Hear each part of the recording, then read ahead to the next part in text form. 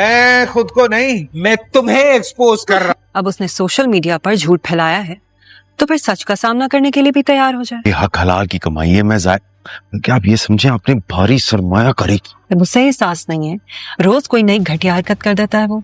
मैं उम्मीद करती मेरी जीत हर उस औरत की जीत होगी जो सिस्टम से हार कर बैठी। सोच रही हूँ कि ये करना भी चाहिए या नहीं। ये बात कामरान को सोचनी चाहिए थी। कामरान के पैसों पे पल रहे हो, मेरी पोजीशन पे तुम उसी की कंपनी में काम कर रहे हो और यहाँ तो मेरी मदद करने की एक्टिंग कर रहे हो। आई बिलीव कि जब तुम आवाज उठाओगी ना तो तुम्हारी आवाज के साथ बहुत सी आवाजें जुड़ जाएंगी। रिसेंटली ज्वाइन किया है, खुद कामरान सर ने हायर किया उनको, वो भी आपकी पोस्ट पर। कामरान जैसे लोगों को किस्मत के रहमो करम पे नहीं छोड़ा जा सकता। माल तैयार है, मैं बस आपको मैसेज कर रहा हूँ, आपका जितना भी नुकसान अदालत में हुआ है वो सारा आपके फायदे में बदल जाएगा। आप बेफिक्र हो जाएं, आपके ये पैसे बिल्कुल जाया नहीं होंगे। कामरान अपनी कंपनी में फोन करता है और वहां से 50 लाख रुपए मंगवाता है। जब कामरान इतनी बड़ी रकम निकालने का ऑर्डर दे रहा होता है तो अली भी वहीं बैठा होता है। 50 लाख रुपए का सुनकर अली शदीद हैरान और परेशान हो जाता है। इसके जहन में सवाल ही सवाल उठने लगते हैं कि आखिर कामरान को इतनी बड़ी रकम की अचानक जरूरत को पड़ गई है। लेकिन अली कामरान की कही हुई हर बात गौर से सुन चुका होता है।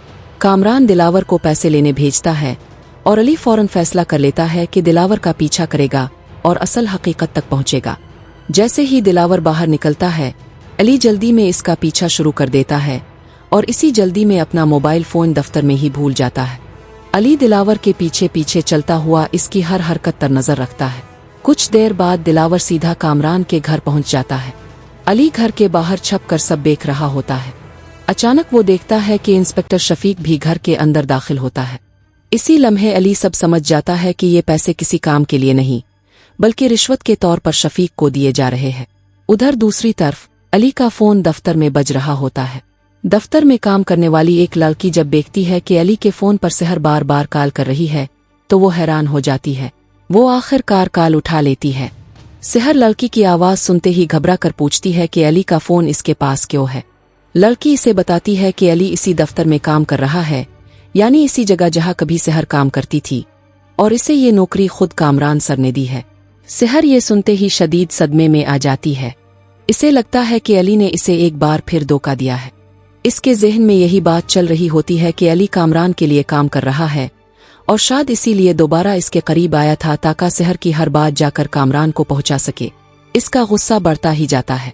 उधर अली के पास जो अहम मालूमात होती हैं उन्हें सहर तक पहुंचाने के लिए वो सीधा इसके घर जाता है।